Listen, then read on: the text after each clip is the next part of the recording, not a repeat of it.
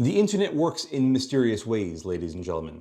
I did my TA33 review about a year or so ago, and I was not the biggest fan of that in the slightest for many, many, many reasons. If you've not seen that video and you want to know what I'm talking about, go watch that video and enjoy me pulling that thing apart, because I understand why people would like it. I just don't think it's a very good optic. Full stop. However, many of you in the comment section of that video said, "See, you're reviewing the wrong ACOG. You need a TA31." And that is exactly what the internet has provided for me. Thanks to one of my new Patreon providers, he basically strong-armed me into taking this from him and reviewing it. He's going to be deployed for a couple of months, and he said, "I need you to review this." Well, maybe not exactly like that, but that's more or less how it went. So, ladies and gentlemen, it's time to finally get behind what is regarded as one of the best ACOGs on the market, the TA31. So, come on in a little bit closer, and let's take a closer look and see what's inside the box. One thing Trijicon does extremely well is their packaging. Just look at this hard case. It's not the best hard case, it's not a Pelican or even a Condition 1, but you know what it is? It's a really nice piece of kit that helps you know for a fact that the product inside is going to be well taken care of. This is clearly not a standard TA31 in any way, shape, or form. We do have a high mount RMR on top, which I will be playing around with again. And we do have these wonderful little caps and kill flashes, which I'll probably take off for the reviews. This way we won't have to worry about that obscuring any view through it, but we will see if they do make a difference. Rear lens on this is dirty. I already busted the guy's balls on that because you got to keep your optics clean. But guess what? If you look at most of my scopes, they're all a little gunked up as well. Anywho, I'm not going to pull this stuff off just to get a raw weight for it. The raw weight is easy enough to find online, but it doesn't feel that heavy. And in fact, just under 19 ounces for a 1/4 optic, including kill flashes on both, is not that bad. I love the ADM Recon QD mounts on the bottom. I'm sure if I do have a tracking issue with this scope, however, and I send it into Trijicon, they're going to blame it 100% on the mount. If you want to know what I'm talking about, watch the TA33 video because I go very in-depth on that. But it'll be very interesting to see how well this thing tracks compared to that. Anywho, there isn't a whole lot to talk about. These things do have forged bodies, and they really do feel fantastic. I mean, it's an ACOG. There isn't a whole lot else to really talk about it. I also just noticed he's got backup iron sights on this thing as well. So not only does he have the RMR on top, he's also got offset irons on the side. Look at that. Use it like that. Ain't that sweet? That's only about a 6-inch sight radius, but nevertheless, if your main optic fails, your backup optic fails, you have backup iron sights built in. Pretty sweet deal, I must say. It looks like I have to remove this kill flash, which I don't want to destroy on him. Looks like we're just going to pry it out on the sides. If I break it, I'm sorry, I will replace it.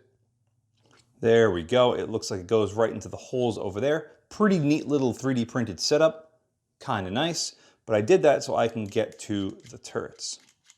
Very simple and easy to understand turrets on both the windage and the elevation.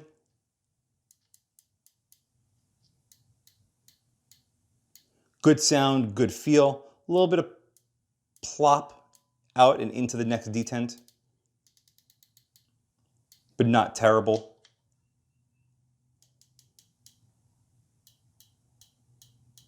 Good sound, feel, and tension on these. And that's all there really is to talk about with this. There isn't a whole lot else to mention.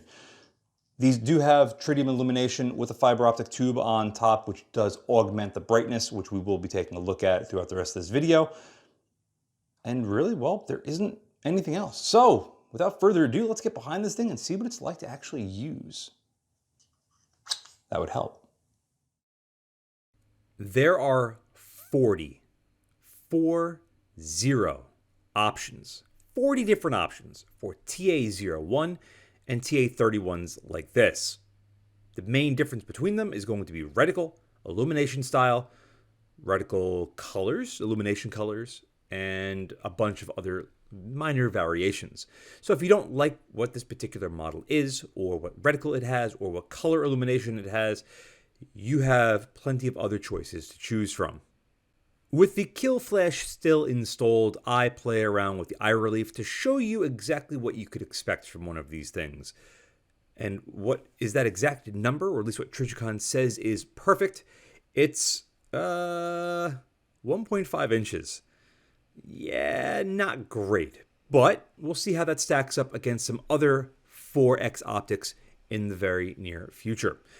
Kill flashes are one thing that I usually never leave on the optic when I film with them because they typically look like that. They're very apparent. To the naked eye, most kill flashes will be less noticeable. Your eye just manages to find a little bit of a better balance between the view through the scope, the reticle, and the kill flash, whereas with a camera behind the scope, it seems like the kill flash is very apparent. The illumination on this TA31-D, featuring the 556 reticle, is quite good. The tritium on this thing was very bright, and as long as the fiber optic tube on top is uncovered, it is still exceptionally bright in almost any environment. So I've mentioned the TA33 twice so far in this video. If you haven't watched that review, I'll give you a real quick rundown of what had happened. It was given to me. It had, I believe I want to say it was an ADM QD lever on the bottom. It was sent in to me by Delta34, who is the ACOG guru of YouTube as far as I'm concerned. And he loves the thing. But I got it. I put it on my setup. And I'm like, oh, let me just do a quick tracking test to see how the erectors function. And the thing tracked all over the place. There was massive amounts of slops to the erectors. Nothing lined up properly. It was a real bad performance. So I quickly contact Trijicon, be like, hey, look, this is what's going on. They was like, sure, no problem. Send it in. We'll take care of it. About a week or so later, I get an email saying, hey, C, yes, we did find something wrong with the optic. We're going to repair it. I'm like, awesome. That's what I want to hear. That's what anybody wants to hear. And a week later, nothing. And I want to say a couple of days to another week later, I follow up. I'm like, hey, just checking to see what progress is being made in this. I need to finish the review. And they go, well, we've determined that the reason why there is so much play in the turrets, which they still admitted there was play in the turrets, was because of the not OEM mount. And I went, say what? I know that was a BS situation because I took the mount off the optic and I made sure that maybe the screws were bottomed out or that there was some debris in there. Everything was super rigid. I grabbed the optic on my mounting setup. I wiggled it with my hand as hard as I could, like I did earlier in this video, and it always returned back to where I was. So I was very disappointed with the TA33 performance. This performs much better, but overall I was the most disappointed in Trijicon. So if this optic is mounted at the correct distance away from your eye, roughly 1.5 inches, which is roughly where we are here, there's no real fine-tuned adjustment on my setup for prisms that are rigid mounted. So it is what it is. But this is what an RMR is going to look like on top of your ACOG in this configuration. This RMR is just like every other RMR I've ever looked through, which is extremely tinted and with a hefty amount of distortion. Some people will say they don't see the tint, or the tint doesn't bother them, or the distortion doesn't bother them, or they don't know what I'm talking about. And that's fine, because if you could use an optic and it works well for you, what does it matter what I say about it? Personally, I just can't use them because they make me nauseous. They really do make me nauseous. Anyway, there's typically a balancing act with optics when it comes to your field of view and your eye relief.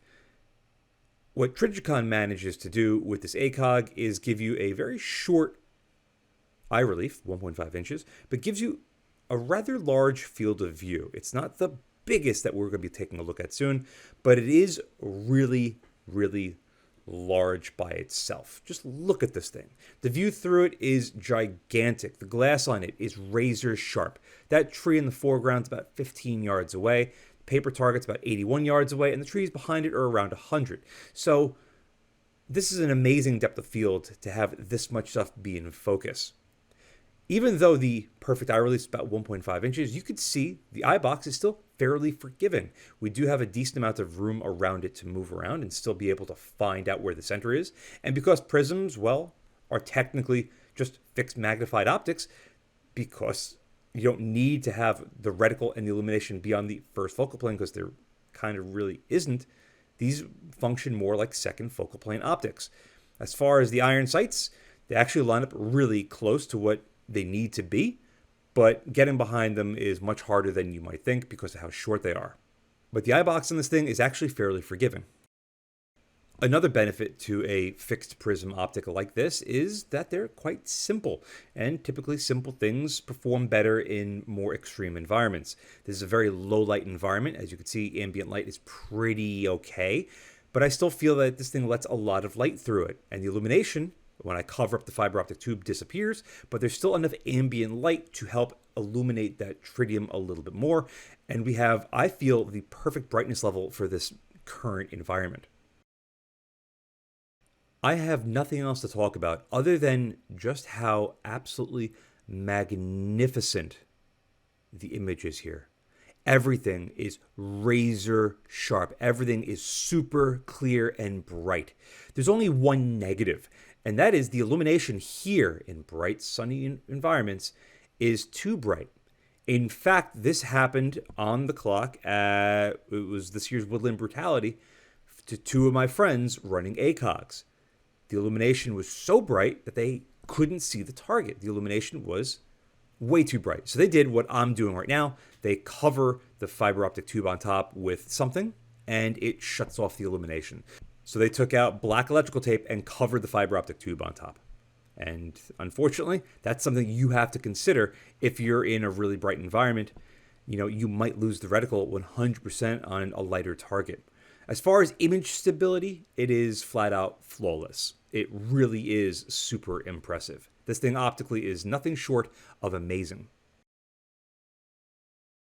But is the TA31 Delta the best possible 4X prism on the market for you? Well, there's only one way to find out. Let's put it side by side with some other 4X-ish prisms and see what the differences are, if any. On the left, we're going to start it with the ACOG, and on the right, the Elcan Specter DR14.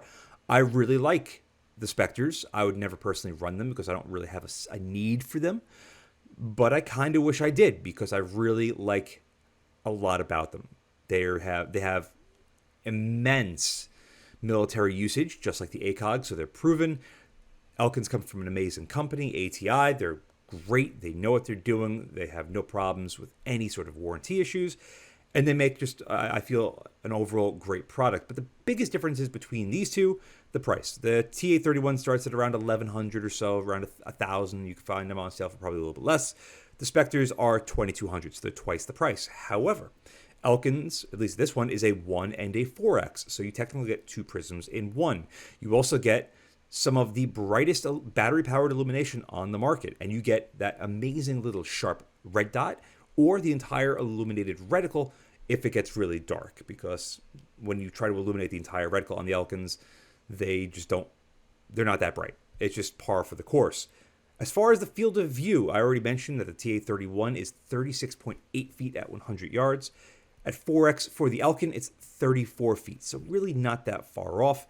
But the 1X on it is 146 feet, which is just downright nutty. Weight-wise, we've already looked at the ACOG. The Elcan comes in at 23 ounces, so as configured, about 5 ounces heavier than the ACOG that we currently have. But the eye relief on the Specters are 2.75 inches, so 1.25 inches farther away from your eye. Maximum exit pupil, or rather I should say minimum exit pupil, the smallest exit pupil. One of the reasons why the TA31 is so nice is because it has an 8.1 millimeter exit pupil. That's partly why the Eyebox is as nice as it is. The Elcan, 7 millimeter. Again, not really small, but not really large either. In fact, the 1.5/6 Elcan Specter also has a 7 millimeter exit pupil. So, you know, I would like to see the 4X to be like around 8, similar to the ACOG. There's a lot of similarities between these two, but there's more differences than anything else. It comes down to what you're really ideally looking for. I honestly am blown away by both of these scopes and their optical performance. The Elcan is still something that I vividly remember sitting behind for about a half hour, 45 minutes, just looking down range through it going, wow, this is really, really impressive. But as good as the Elcan is, the ACOG has a larger view looking through it, a little bit better field of view, but it really makes me claustrophobic when I get behind any of the ACOGs, except for the TA33, because that has a much larger eye relief. I believe I want to say those are 1.9 inches, or just shy of 2 inches. So it's not that much farther, but it's still 33% better than the TA31. Between these two, though, entirely up to you and what you are looking to build and set up and configure your setup for, but I don't think you can go wrong with either of them.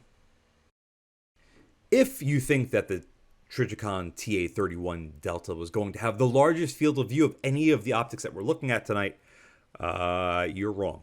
Very wrong. Because the Steiner S432 has something to tell you. 42 feet. 5.2 feet larger than the TA31. Huge. Frankly, almost too big. Getting behind the S432 made me feel like I was behind a 2x prism with how much downrange I was able to see. But the view through it dwarfs everything else that I've ever gotten behind. The ACOG is very, very impressive as far as our overall view looking through it when you get perfect eye relief. But the Steiner is just more. I mean, look at these two. There's no scope body to be seen on either side. That's, I think, a first. That's really, really impressive. Stupidly impressive. It's even more stupidly impressive when you factor in that the S432 has an eye relief of 3.15 inches. That's more than double what the ACOG is capable of producing. Could not find the exit pupil size for it, and because I no longer have it, I couldn't measure it. The S432s are discontinued, but they were around $1,400. I've seen a couple of them pop up for less than $1,000. And you might be wondering why the Steiner might not be a better option than the ACOGs, or the Trijicons in this case. It's the weight. It's the weight. The S432 by itself naked is 25 ounces. It's 2.5 times heavier than the ACOG. So you got to figure out what's going to be best for you. The S432 does run a standard CR2032 battery to power its LED illuminator, and the illumination on it is just okay. It's nowhere near as good as what we saw with the Elcan. In fact, the Elcan is probably one of the best illuminated battery-powered setups on the market. And with the ACOGs, you could buy a TA01, I believe, also comes with an LED emitter as opposed to tritium and fiber optic tubes, which is something that I think I would recommend, because I'd rather have illumination when I want or need the illumination, not have the illumination on all the time, because like I had just made perfect reference to, two of my friends had to put electrical tape over their fiber optic tubes at a match because the illumination was so bright they couldn't see downrange. They couldn't see the reticle on the target, which is a problem. I'd rather the reticle be easier to spot, whether it's black, big, whatever. But if I needed the illumination, I could always adjust it. And that's one thing that this particular version and model of the ACOG does not offer. However, everything else about it is pretty sensational. The Steiner S432 I only bring out because it's just so impressive to look through. But between these two, I think I'd still opt for the ACOG. If you're on a much lower budget and you still want a little bit more magnification to your setup, something like the Primary Arms SLX 5X might be an option for you. However, there is a massive difference between these two. Clearly, the view through the SLX 5X is substantially smaller than what we have with this TA31. However, the SLX has a battery-powered illumination, which is really nice. Again, it's got its pros and cons, just like the ACOGs do. As small as the view might be through the SLX, the price is also much smaller than the ACOG. About a third the price or so. Of course, you're getting something that's made in China versus the US. You're getting something that's cast machined housing as opposed to a forged housing. You're getting something with a much smaller field of view down range, 21 feet versus 36.8. But you're also getting something that's a little bit lighter, 8.5 versus 10. Eye relief on the SLX5X, though, is a very generous 2.7 inches, which is actually a little bit better than what I would say the specs are for the TA33, actually. And it gives you much more magnification. So maybe a better alternative for a TA33 than the TA31. But nevertheless, it's still an option, especially if you're on a much lower budget. Around $400 versus around $1,100 is a pretty significant price savings. However, which one of these would I trust more? The ACOG.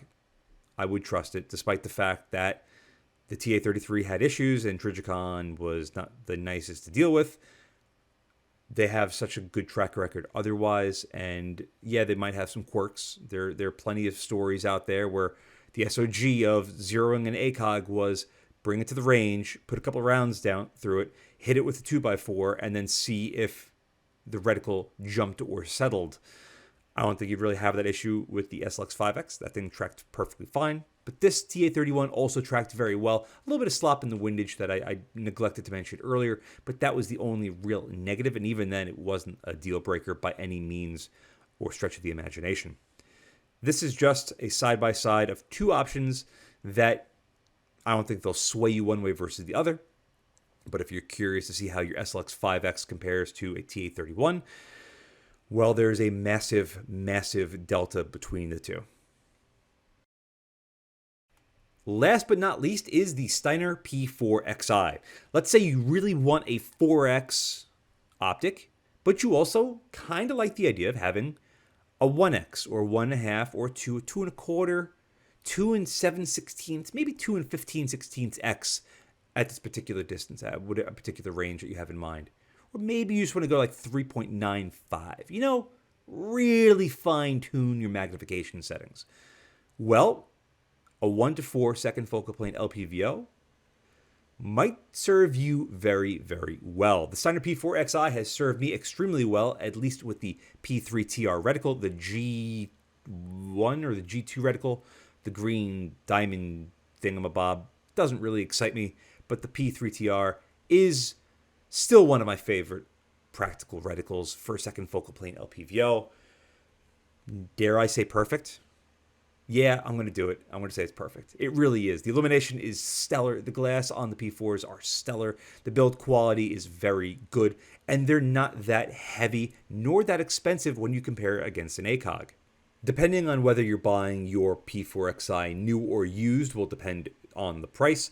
Newer, they're around 800 plus. Used, you could find them for around 500, sometimes even with a nice mount, which I think is at an extremely reasonable price. The weight on the P4XI naked, not including a throw lever or caps or a mount, is 17.3 ounces, so 7 ounces or so heavier than the ACOG, but it's not that much longer. It's only 10 inches long. Its overall field of view is still pretty good, 27.5 feet here versus 36.5 or so with the TA31. So yes, there is a big difference, but these are two totally different scopes, especially when you factor in that the eye relief for the P4XI is 3.5 to 4 inches. And its party piece is you have a 1X, not only a 1X, a really, really good 1X at your fingertips all the time, and you don't have to worry about switching your head back and forth. The main reason why you want to run an offset red dot or a top mount red dot is for very quick transitions. And you know what? Let me transition into what I'm trying to represent and explain to you right now. I might be in my house, but I'm playing with a spare upper with the TA31 on top. That is perfect eye relief for me. Look at how close that is to my face. I can pull back a little bit further and still look through it, like as we already saw with the Eyebox, but it's still very, very close. And if you're in a prone position, your eye's going to be choking up on it even further.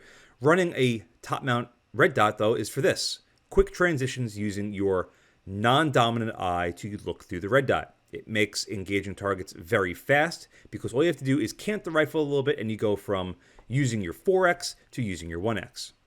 It's much faster than taking your support hand off the gun, or even your shooting hand for that matter, and dialing back your illumination on your variable powered optic. I get that. I really, really do. And that's primarily why you see so many people running offset red dots even on LPVO applications. It's not to have another 1x, it's so that all they have to do is cant the rifle a little bit, and now you can go from a 3x or a 4x or a 6x or hell, an 8, a 10, a 24 if you wanted to, and a quick twist of the gun or a quick repositioning of your head, and you have a 1x at whatever zero you got for very fast close-up shots. It not just makes sense, but it also works out very well in this sort of configuration, and it's something that I've been meaning to experiment a lot more with. However, you could still run an offset red dot with any other magnified optic. It doesn't have to be a prism. And I've seen a lot of people, in fact, I know a lot of people that run offset red dots on LPVOs. And there's nothing wrong with it, because what happens if your LPVO breaks? You at least have a backup. The redundancies are nice. I mean, this ACOG technically has 3 sighting systems in one. So if one fails, you have another. If that one fails, you have another. And if anything, you just literally start throwing bullets at people. But if you are still unsure about which direction to go, something like the P4XI can give you a very good 4X, granted, smaller view looking through it, a little bit heavier of a package, a little bit larger of a package, but you're also going to have a lot more eye relief. You're going to have the ability to fine-tune your illumination, even though you can get ACOGs with an LED emitter, but you're also going to get one of the best reticles in the market. ACOGs make a whole lot of sense. They have a very good track record, they look really cool, and everyone knows what an ACOG is. The glass clarity on it, though, is by far and away my favorite thing. Despite the fact that they're known for being quite robust with their, I believe it's 7000 series forged housings. I once called it cast and I got ripped apart, and 100% right. I messed up. It was a misstep on my account, so I have to make sure I don't make that mistake again. But, you know, that's how you learn sometimes, is by making mistakes and getting corrected. I have no problems with it. So if I'm wrong with anything, people, please rip me apart in the comments section below. I would really appreciate it, because the last thing I want to do is give you false information. But the most impressive thing, in my opinion, with this ACOG is the glass. It manages to be perfect. I mean, look at that. It's perfect. Edge-to-edge sharpness is flawless. To my camera, to my eye, to anybody's eye, everything about them is always really, really nice. They have no adjustable objectives. There's nothing adjustable on this thing except for the windage and the elevation. That's it. And yet they still manage to perform great for every single person that gets behind them, whether you have corrective lenses or not. There's something to really be said about that. And to have it in a small, lightweight, rugged, robust housing like this thing is all set up in, wow. Wow, is it something that I've really appreciated and really enjoyed running. Would I put this on an AR? You know what? If I was doing an intermediate cartridge, 5.56, 7.62 by 39, 6.5 Grendel, and I was looking for just a good in-between distance, maybe like around 200-300 yards, max engagements or so. If you really wanted to be as simple and as easy as possible, you can't get much simpler than this. And you know what? There's nothing wrong with running a fixed-powered prism. You just have to train around that. And if you have a good natural point of aim, when you can close your eyes and turn towards something and point with your finger and be in that general area of that item, then you could shoot a prism or a magnified optic at higher magnifications from an off position probably fairly easily. Again, you could train around that. Some people will have a very difficult time. Some people might find it impossible. But I think if you could do that and you want something that's going to be simple, robust, and lightweight, this TA31 makes a whole lot of sense. I'd probably still really like to check out an LED-powered version first, because I think that would only be a better overall option. Some people talk about tritium being the best. It's got its pros and cons, for sure. One con is it's got a half-life. Every radioactive material on the planet has a half-life, which means that after that amount of time, it loses 50% of its overall capacity. And within 7 to 10 years, the tritium on this will probably be so dim that you'd have to send it into Trijicon to have them replace it. And it's probably going to cost you $75 to $150 to replace the tritium. I heard random quotes from random people on different Trijicon products, and that's about the spread that I've heard. And if you have to do that in 10 years, let's say it's $100, that's $10 a year. Are you spending $10 a year in batteries? Because if you're not, just go with the battery-powered illumination. And if it fails, Trijicon will fix it. That's my 2 cents on the matter. So as much as I like this, and I really am impressed by its overall characteristics, sheesh, with the exception of the very short eye relief, the only other thing that I would say is probably check out an LED illuminated version first. But that's really it, folks. This was a fairly short review. There isn't a whole lot to talk about with prisms, except for showing what their strengths and weaknesses are. In this case, there's more strengths than there are weaknesses. And I have to really say thank you to the individual that sent this in, because it quite literally opened my eye to just how beautiful these ACOGs can be. And I absolutely see why so many people gravitate towards them. However, I still feel that they're very heavily limited, especially against some of the very stiff competition that's out there today. All we can hope for is that Primary Arms will come out with a PLX lineup of prisms and offer a 4X that is as good as this, but costs half as much and is made in Japan. But I wouldn't hold my breath if I were you. Anyway, with that, a huge thank you again to the individual that sent this in. Without you, I couldn't have done this. And a huge thank you for all of you for staying tuned and watching as long as you have. Thank you very much. And as always, I'll see you again next time.